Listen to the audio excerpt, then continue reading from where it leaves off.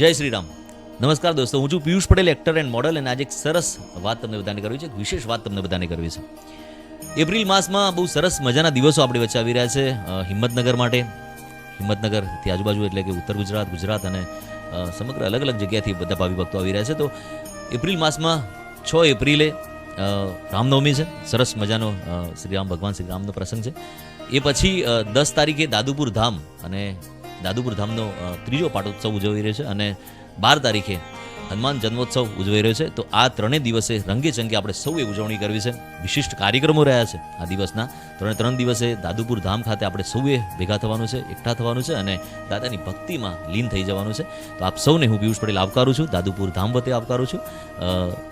ના સંચાલક, સેવક કહી શકાય, ઉપાસક કહી શકાય એવા રાજુભાઈ પટેલ તરફથી આવકારું છું. આપણે સૌ મળીએ દાદુપુર ધામ ખાતે. જય શ્રી રામ.